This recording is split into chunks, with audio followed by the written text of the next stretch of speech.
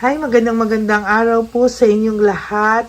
Pili na po tayo ng 10 dito. 1, 2, 3, 4, 5, 6, 7,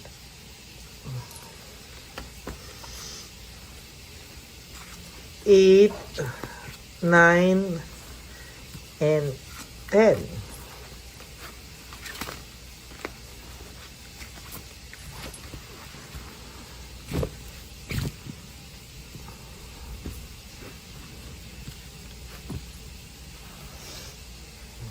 Okay, pili po tayo ng 10 naman dito.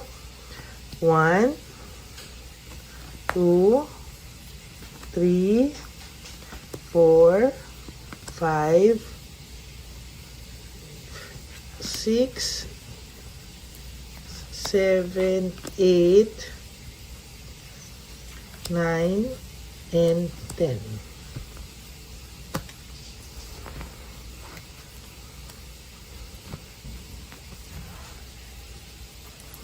Pagsasani puwersa po natin ang dalawang baraha.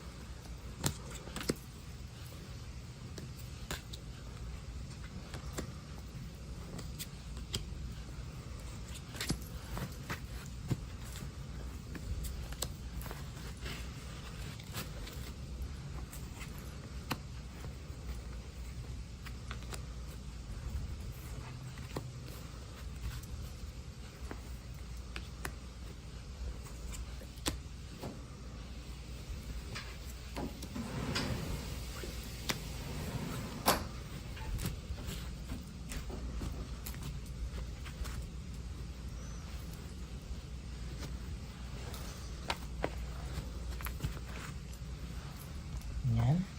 Ipagsasanin persa natin po ang ating mga baraha, no? Simulan po natin. Sa mga oras pong ito ngayon, naiisip niya po ang inyong koneksyon, ang inyong partnership, at ang inyo pong naging samahan, ano? Hindi po niya malimut-limutan. At talagang sa mga oras pong ito, pagpasensyahan nyo lang po yung camera natin, hawak ko lang po, no? Ang naiisip ko po ngayon ay talagang, sa nakikita ko po dito, ay talagang naiisip niya po yung inyong pinagsamahan, no? Hindi po mawala sa isipan niya yung inyong pinagsamahan. Wala po siyang katahimikan, napakadami niya pong unresolved issues and emotional baggage, no? Hanggang sa mga oras pong ito, kung akala mo po siya po ay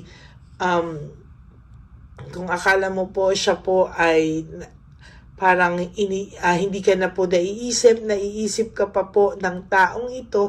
And to tell you honestly, kahit po magulo ang isipan nito, tatapatin po kita, naiisip ka pa rin po niya, no? Hindi po ito natatahimik at ikaw po ay naiisip ng taong ito, no? Kahit po hindi niya aminin sa mga tao sa paligid niya, ikaw po ay naiisip niya. Pinipilit niya po as much as possible balansehin ang mga bagay-bagay. Yan, no? Pinipilit niya pong balansehin yung mga bagay-bagay. Pero hindi niya po mabala-balanse. Talaga pong iniisip ka po niya at tingnan mo po ang nabunot natin ulit. Hay, nako, no, talagang iniisip ka po niya 2 different cards with one meaning, no? Nabunot po natin at the same time, no? Talaga pong naiisip ka po ng taong to at naiisip niya po na siya po ang sumira sa maganda niyong samahan. Siya po ang reason ng broken family, broken relationship, delayed success, family problems. Siya po ang nag-create niyan sa iyo, no? Sa nakikita ko po dito ay magsisisi po ang taong ito, or baka ngayon sa mga oras pong ito ay talagang nagsisisi na to, no? Wala lang po siyang magawa dahil naipit po din siya sa sitwasyon. Ayan po, meron po siya akong nababasa dito at nakikita dito na self-pity, no? Loss, grief, self-pity, yan po ang 5 of Cups. No, ang 5 of Cups po is all about self-pity, grief, loss, yan po ang 5 of Cups, no? So nakikita po natin, nagsisisi po ito, no? Meron po ako nakikita sa kanyang sadness, depression, loneliness, no? At talagang hindi po ito titigil na makaramdam ng ganyan sa mga susunod na panahon, no? Sa nakikita ko din po dito ay gusto niya pong i-isolate yung kanyang sarili sa mga gossip, no, mga chismis, no, may mga friends po ito na 1 or 2 na nasasabihan niya ng problema niya or na-open na niya, pero most of the time ina-isolate niya sa ibang mga tao or mutual friends nyo or kakilala nyo yung totoo pong nararamdaman niya, kasi po pakiramdam niya po ay hindi po yan talaga mapapagtiwalaan, ano, makakarating at makakarating daw po sa inyo. Lahat kasi po ng ginawa niya ay impulsive decision, based on quick decision, hindi po pinag-isipan ng maayos. As a matter of fact, hindi po niya yan talaga pinag-isipan ng maayos, no? Dinadivert niya po talaga, no? Nakakaramdam at makakaramdam po ito ng poverty, no, or financial struggles sa mga susunod na panahon. Kasi naman po napakataas naman po ng pride niya. Hindi naman po dapat ganyan, ano? So, 3 of Swords is all about heartbreak, suffering, and grief, no? Sa nakikita ko po dito, ayan, no? Nakakaramdam din po ito talaga ng matinding nabunot ko na naman po, oh. Sorry po. Ayan, oh. Meron talaga siyang nararamdam ng depression, no? Sadness, negativity, talagang iba po, oh, no? Kakaiba po talaga ito. At talagang sinasabi ko po sa inyo, naiisip niya pa rin po yung pagmamahal na meron siya sa iyo. Pero dahil sa matigas ang mukha po ng person nyo, ay hindi po talaga yan. Ayan, no? Oh, talagang kahit po ito ay may clarity, no? Meron po siyang, nag-iisip po siya, may clarity siya. May nangyayari po kasi sa kaniyang, most of the time may chaos po siya at saka meron siyang brutality sa bago niyang karelasyon, ano? Naiisip niya po bakit ikaw binibless, no? May rewards ka pa, may blessing ka po. Meron ka pong unexpected reward or blessing, no? Pero naiisip niya po, bakit daw ganon? Tingnan niyo po yung barahan niyo. Pare-pareho halos yung nabubunot ko, no? This is about isolation siya. Isolation, ano, and gossip, no? Ini-isolate niya po talaga yung sarili niya. Ayaw niya po talagang makaramdam ng pinag-uusapan siya most of the time, no? Naiisip niya, no? Gusto niya po sana ng masaya, home celebration, pero wala po, no? Hindi po niya yan nararanasan sa ngayon. Akala niya po pag nagkaroon siya ng iba, it's all about kilig factor, pero nawala po yan at nagsisimula na po siyang manghina, no? Ikaw po kailangan mo ng willpower, desire to move on from this kind of situation, no?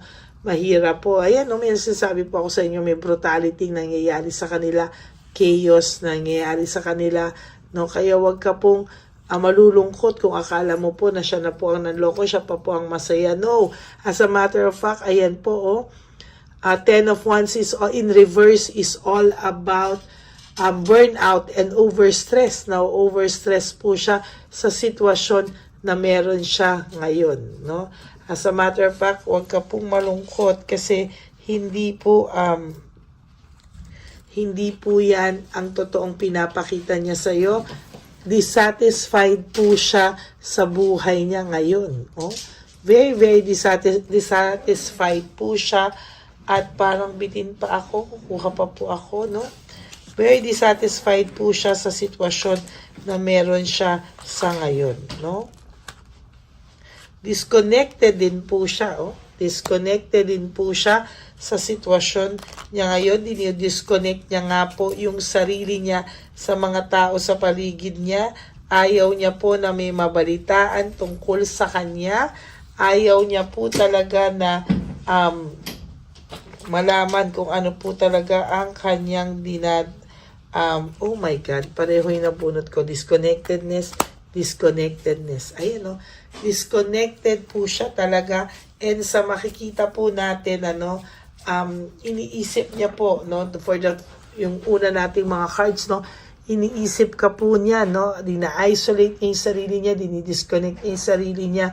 Kung ito man po ay nagagalit-galitan sa'yo, sinisisi ka, that is just to justify lahat ng ginawa niya sa'yo para hindi lang po siya makonsensya ng sobra. But the truth is, hindi ka po nawawala sa isipan ng taong to. Kaya minsan sa inyo may nagigising madaling araw.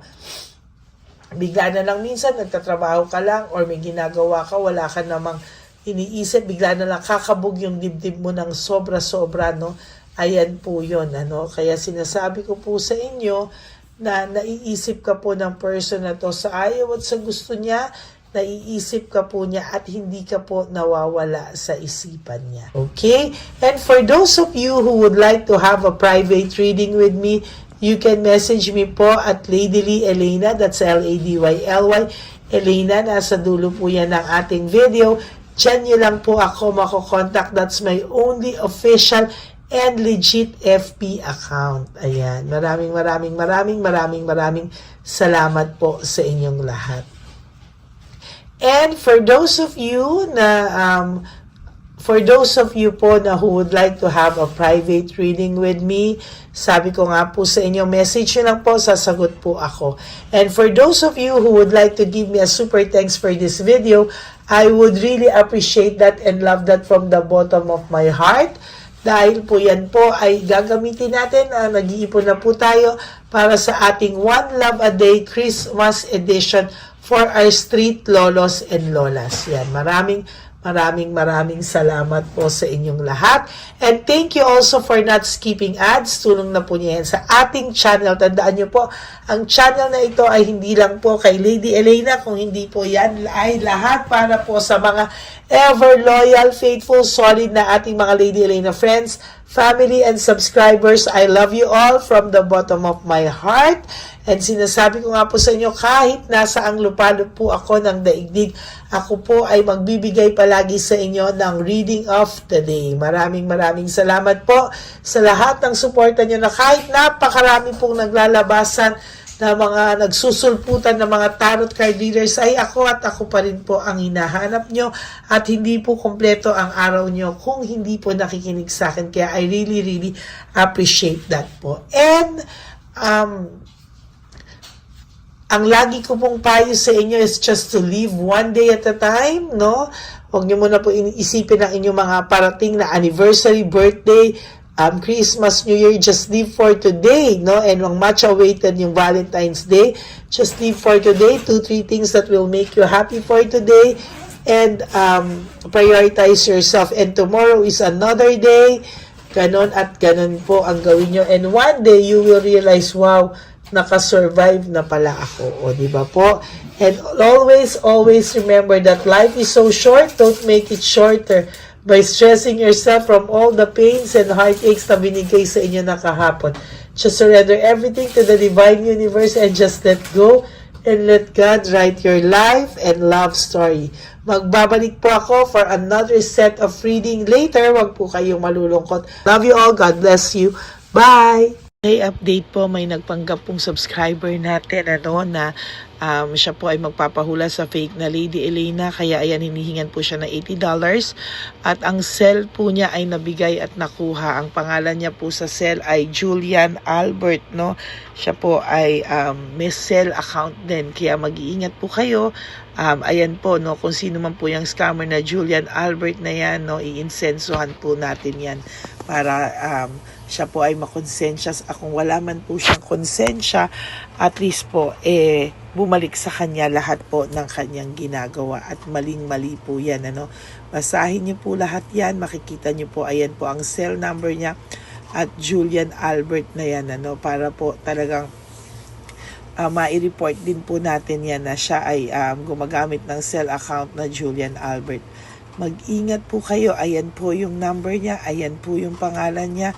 Huwag po kayong magpauto. Nakita nyo naman po, no, napakalayo po ng pangalan ko sa pangalan ng pinagsesendan nyo po ng account o ng pera. Kaya mag-ingat po kayo at beware sa scammer na to. At talagang ayan po, pinost ko po ang kanyang pangalan dito para maging babala po sa inyong lahat. Maraming salamat po. At mag-ingat po kayo, pakireport po ang page na yan, ang messenger niya na Lady Elena. Maraming salamat po and God bless you all. Ayan, sa susunod po makikita niyo yung account niya na ire-report niyo. Salamat po na marami. Magandang gabi po ulit sa inyong lahat. Ako po ay muling nagpapaalala sa inyo na mayroon pong lumalabas sa FB at Messenger account na fake account po, no, nang hihingi po ng $25 through PayPal at hindi po yan totoo. Huwag po kayong maniwala dyan. At pag sinabi mo po na gusto ko pong marinig ang boses nyo or makita kayo, ang sasabihin po ay magbibigay kami ng link. Buksan mo yan at pagkatapos ay makikita mo ako. Huwag po kayong maniniwala dahil yan po ay hindi totoo. Yan po ay isang malaking scam na pag binuksan nyo po ay mahahack po lahat sa inyo. Mahahack po ang inyong mga personal details. Lahat ay mahahack. Ako po ay nalulungkot na ito po ay nangyari, ngunit sa talagang may mga tao pong masasama at may mga tao po talagang hindi makatiis na hindi gumawa ng masama sa ibang tao. Pero maging aware po sana kayo, tulungan niyo po ako, i-report po natin yung fake na yan at sa FB para siya po ay mawala na at wala na po siyang mabiktima pa, no? Nandyan po lahat ng details at maraming salamat po sa inyong lahat. Maraming salamat po sa inyong lahat at mag-iingat po kayo.